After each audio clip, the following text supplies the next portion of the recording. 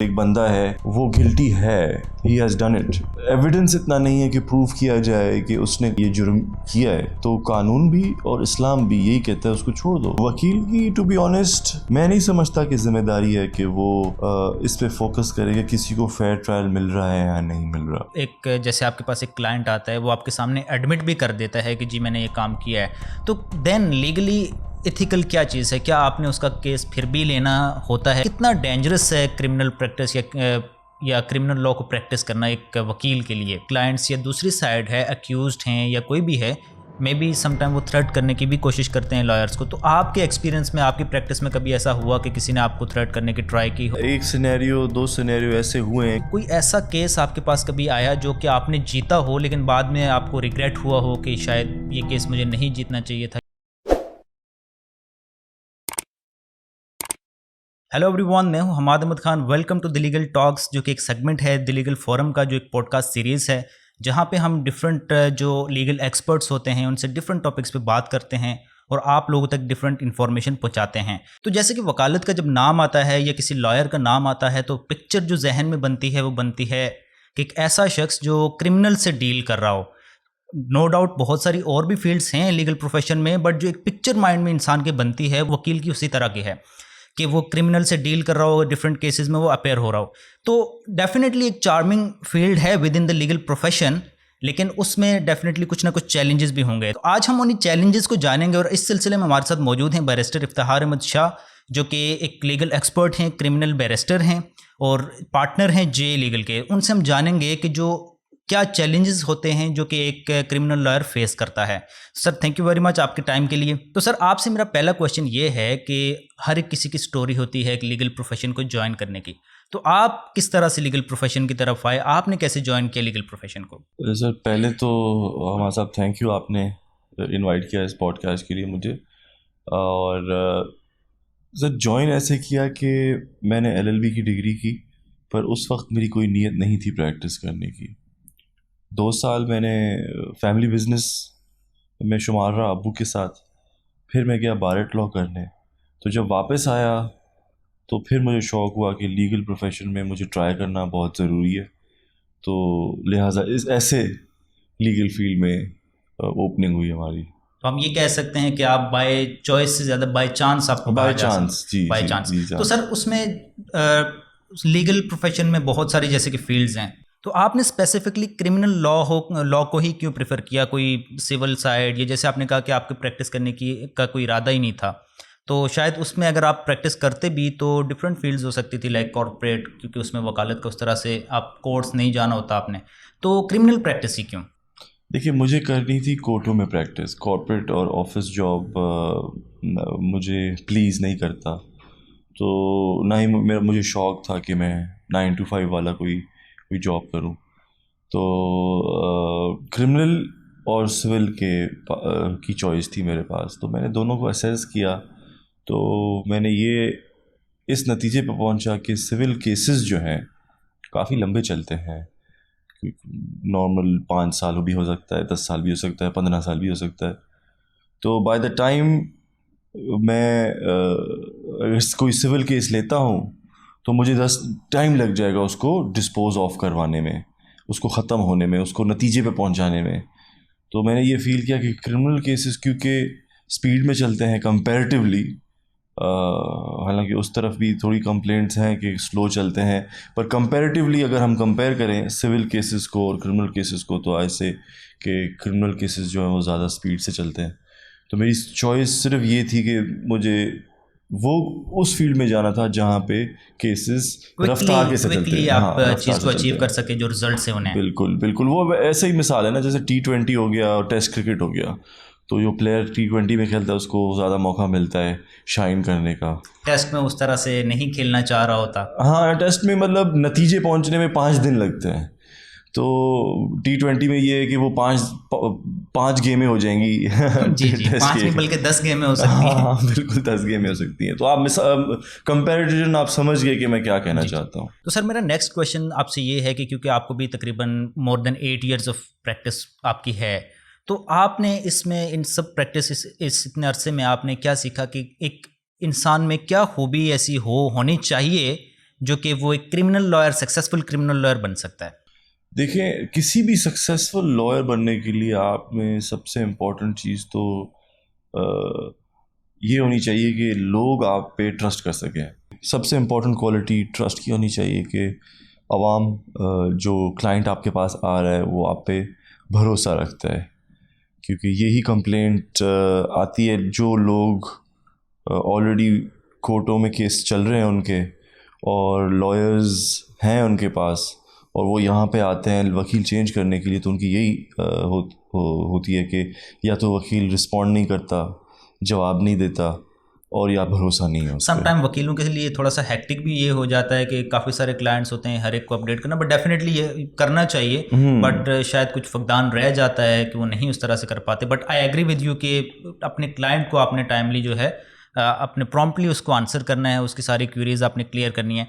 तो सर एक चीज़ जो यंग लॉयर्स में जो कि या लॉ एस्पेरेंट्स हैं जो कि क्रिमिनल लॉ को ज्वाइन तो करना चाहते हैं, बट उनके जहन में कंसर्न ये होता है कि क्रिमिनल लॉ में इतनी ज़्यादा शायद इनकम नहीं है, या क्रिमिनल लॉयर्स को इतना ज़्यादा पैसे नहीं कमा सकते, तो इस चीज़ की क्या हकीकत है? देखें, जनरली तो बिल्कुल आप ठीक कह रहे हैं कि क्रिमिनल लॉ में कहा जाता है कि इतने पैसे नहीं मिलते, बट वो केस बाय केस का आप सोच रहे हैं ना। तो अगर आप ज़्यादा केसेस उठाएंगे तो वो आपका कवर अप हो जाता है इवेंचुअली। और वकालत तो ऐसी फील्ड है कि कभी आपको केस सस्ता भी लेना पड़ता है, कभी फ्री में भी लेना पड़ता है, कभी आपको अच्छी फ़ीस भी मिल जाती है। तो इनकम जो है वो आई डोंट थिंक यंगस्टर्स के लिए कंसर्न होना चाहिए, क्योंकि जब वो क्वालिटी पेश करेंगे तो आई डोंट थिंक पैसा उनके लिए कोई इशू होगा। जो भी यंग क्रिमिनल लॉयर्स बनना पसंद कर रहे हैं या सोच रहे हैं, ये उनके लिए एडवाइस है। बिल्कुल सर। और सर एक चीज़ नॉर्मली हम अवामी हलकों में देखते हैं कि लोगों का एक बड़ा कंसर्न होता है क्रिमिनल लॉयर्स को लेके, या उनकी एक बड़ी शिकायत होती है कि शायद क्रिमिनल लॉयर जो होते हैं मे बी सम टाइम उन्हें पता भी होता है कि अक्यूज जो है वो गिल्टी है, बट देन फिर भी वो उसे डिफेंड करते हैं और मोस्ट ऑफ द टाइम जो है उसे शायद बचा लेते हैं। ये अवामी हलकों में किस तरह से एक सोच पाई जाती है, तो इस पे आपका क्या कहना है कि क्या वाकई में क्रिमिनल लॉयर्स को पता होता है, और अगर इवन पता होता है तो क्या उनको डिफेंड करना चाहिए या नहीं? देखिए, पहली बात तो ये कि मैं तो कभी पूछता ही नहीं कि आपने किया है या नहीं किया, क्योंकि मैं उसका जवाब जानना नहीं चाहता। हम मोस्टली क्रिमिनल लॉयर का फोकस ये होता है कि वो केस पढ़े, केस देखे, केस उन पे बनता है तो उस हिसाब से लेके चले केस को। अब अगर आप क्रिमिनल लॉयर को इस तरह से देख रहे हैं तो फिर आप सिविल लॉयर को भी इस तरह से देखना पड़ेगा, क्योंकि दो अगर सिविल मैटर के अंदर पार्टी ए पार्टी बी है तो दोनों में से तो एक तो गलत होगी, और वकील को फिर पता भी तो होता है कि कौन सी गलत है कौन सी ठीक है, फिर भी वो केस लड़ते हैं उसका। तो एज ए लॉयर हमारा फ़र्ज़ नहीं बनता कि हम ये बैठ के सोचें।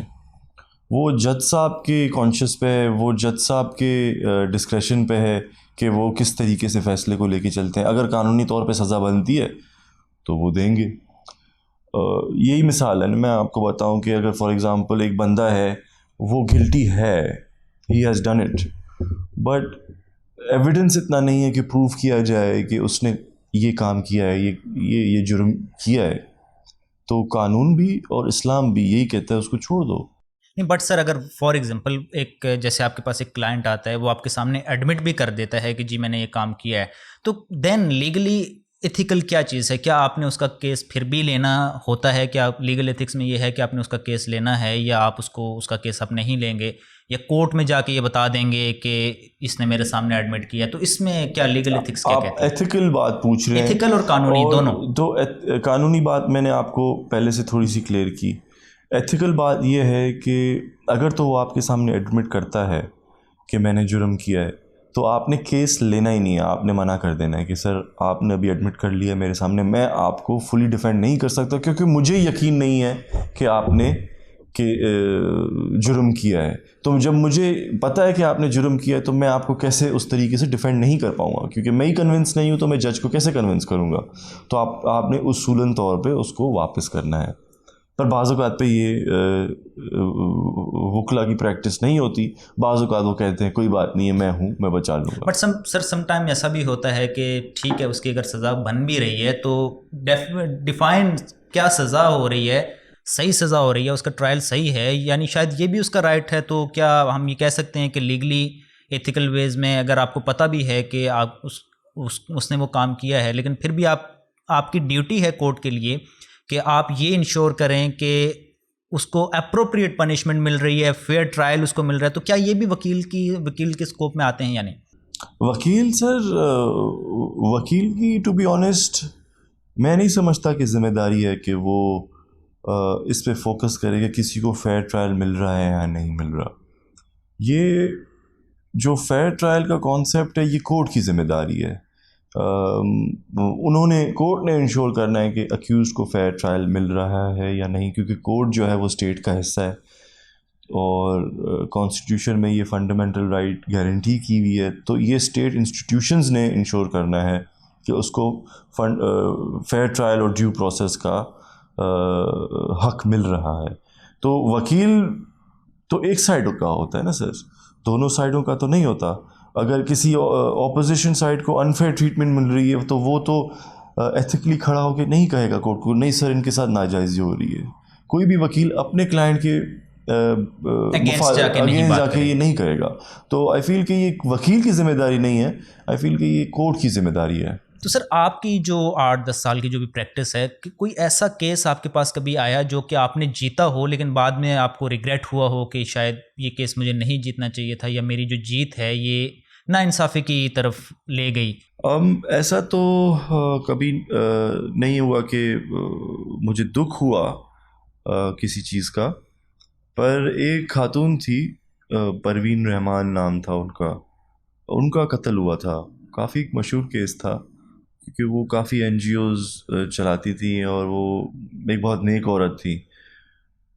तो जो मुल्ज़िमान थे उन पे केस साबित नहीं हो रहा था। उस चीज़ की खुशी थी कि उनको इंसाफ मिला क्योंकि उन पे केस साबित नहीं होता था। पर मुझे दुख ज़रूर रहा कि ऐसी औरत इस दुनिया से चली गई। तो सर ये बताइएगा, क्योंकि हम क्रिमिनल लॉज में क्रिमिनल से ज़्यादातर डील कर रहे हैं, हम ट्रायल भी क्रिमिनल्स के ही लीड कर रहे होते हैं, मे बी समटाइम हम प्रोसिक्यूशन की तरफ से हों, समटाइम एक्यूज्ड की तरफ से हों। तो क्या जब क्रिमिनल से डील कर रहे हैं हम, तो कितना डेंजरस है क्रिमिनल प्रैक्टिस या क्रिमिनल लॉ को प्रैक्टिस करना एक वकील के लिए? देखिए, पहली बात तो ये है कि क्रिमिनल्स को और लिटिगेंट्स को ये पता होता है कि वकील है। उसका मतलब ये है कि वकील की जो वैल्यू है एक केस में वो सिर्फ एक वकालतनामा है। वकालतनामा वो इंस्ट्रूमेंट होता है जिससे वकील को इजाज़त दी जाती है कि आप पार्टी A या B की तरफ से आप केस को लड़ेंगे। तो एज लॉन्ग एज वकील अपना काम कर रहा है और केस में पर्सनल नहीं हो रहा, आउट ऑफ द वे जो प्रोफेशनली चीज़ें अलाउड है वकील को करना, उसके अलावा हट के वो ज़्यादा केस में इन्वॉल्व नहीं रह रहा किसी हाई प्रोफाइल या किसी कंटेस्टेड मैटर के अंदर, तो मैं नहीं समझता कि कोई आजकल के हालातों के हिसाब से परेशानी होनी चाहिए किसी भी। बट सर समटाइम जो क्लाइंट्स या दूसरी साइड है, अक्यूज्ड हैं या कोई भी है, मे बी समटाइम वो थ्रेट करने की भी कोशिश करते हैं लॉयर्स को। तो आपके एक्सपीरियंस में, आपकी प्रैक्टिस में कभी ऐसा हुआ कि किसी ने आपको थ्रेट करने की ट्राई की हो या कोई आपको थ्रेट्स फेस किए हों आपने? नहीं, कभी थ्रेट्स फेस नहीं किए, पर एक सिनेरियो 2 सिनेरियो ऐसे हुए हैं कि हमें खुद एक्सप्लेन करना पड़ता है जो आ रहा है और कम्युनिकेट कर रहा है कोई भी मैसेज अगली साइड से। तो हम उस सिंपली एक्सप्लेन करते हैं कि भाई देखो, मैं एक वकील हूँ, वो पार्टी चाहे तो कल दूसरा वकील खड़ा कर दे, मेरी तो यही औकात है, तो प्लीज़ आप ये दोबारा मुझसे बात मत कीजिएगा। आपने जो बात करनी है वो डायरेक्टली पार्टी से करें, अगर आप नहीं कर सकते तो we will communicate that message to them. तो सर जो एक वकील के लिए क्या वो लीगल एथिक्स हैं, या जो आप भी, अगर आपके जूनियर्स जो हैं जो आप उन्हें ट्रेन करते हुए, क्या वो लीगल एथिक्स हैं जो आप उन्हें बताते हैं जिनसे वकील को ये फ़ायदा होता है कि उसकी जो पर्सनल एनमिटीज़ हैं वो कम रहती हैं, या पर्सनल नहीं होता कोई एक्यूज या कोई पार्टी उनके साथ? तो क्या वो एथिक्स हैं जो आप काइंडली हमसे शेयर करें? सर वो हमारे साहब वो यही हैं जो मैंने आपको पिछले सवाल में आपको एक्सप्लेन किया कि आपने अपना काम करना है, आपने आउट ऑफ द वे जाके इन्वॉल्व नहीं होना केस के अंदर, आपने पर्सनली नहीं लेना केस को। कभी फैसला आता है हक में, कभी फैसला आता है फेवर में, तो आपने लीगली देखना है उसको, आपने केस के अंदर एक्स्ट्रा करिकुलर एक्टिविटीज़ नहीं करनी, जैसे बाज़ औक़ात में वकील साहब इन्वॉल्व हो जाते हैं केसेस में। तो वो कहा जाता है कि वकील जो क्लाइंट के साथ चाय नहीं पीनी, उसकी गाड़ी में ट्रैवल नहीं करना या थाने में जाके FIR, तो क्या आप इन सब चीज़ों से एग्री करते हैं? मैं बिल्कुल एग्री करता हूँ कि एक लिमिट होनी चाहिए, एक फासला रखना चाहिए, और कुछ चीज़ें जो वो नहीं करनी चाहिए। सर, कुछ टाइम पहले आपने जुल्फ़िकार अली भुट्टो साहब की जो डेथ सेंटेंस का केस था, तो उसमें भी आपने सीनियर एडवोकेट हैं फारूक एच नाइक साहब, उनको आपने असिस्ट किया। तो आप उस केस के बारे में थोड़ा सा कुछ हमें बताना चाहेंगे, क्या था वो केस एंड क्या उसका आउटकम हुआ? असल में केस कुछ ऐसे था कि 1977 में एक FIR, 75 में एक FIR कटी। तो वो फिर जब मार्शल लॉ लगा दोबारा रिवाइव की गई, और इवेंचुअली भुट्टो साहब को ट्रायल कोर्ट ने, जो हाई कोर्ट थी, उन्होंने सज़ा दी। सज़ा के बाद हाई कोर्ट का फ़ैसला सुप्रीम कोर्ट गया, उन्होंने भी डेथ पेनल्टी मेंटेन रखी और भुट्टो साहब को फांसी की सज़ा हो गई। और ये 79 की बात है, 1979 की। उसके बाद 2011 में जब जरदारी साहब प्रेसिडेंट थे, उन्होंने presidential reference under article 186 of the constitution दायर किया सुप्रीम कोर्ट में कि क्या वो सज़ा ठीक थी या नहीं थी, उस पर सुप्रीम कोर्ट अपना मशवरा दे। क्योंकि पैनल जो अपील्स थी और जो रिव्यूज़ थे भुट्टो साहब के, वो सारे डिसमिस हो चुके थे मेरिट्स पे। तो यही पिटिशन रेफरेंस के तौर पे आया। तो वो 2011 से पेंडिंग थी, और वो आपको पता है वो अभी ही डिसाइड हुई है, कुछ महीने पहले। तो उसमें सुप्रीम कोर्ट ने रूलिंग दी कि जो भुट्टो साहब को ट्रायल दिया गया वो अनफेयर था, और ड्यू प्रोसेस ऑफ लॉ उसमें फॉलो नहीं किया गया। तो उसमें सेवरल रीजंस हैं, अभी डिटेल जजमेंट आई है उसकी, 43 पेजेस की है वो।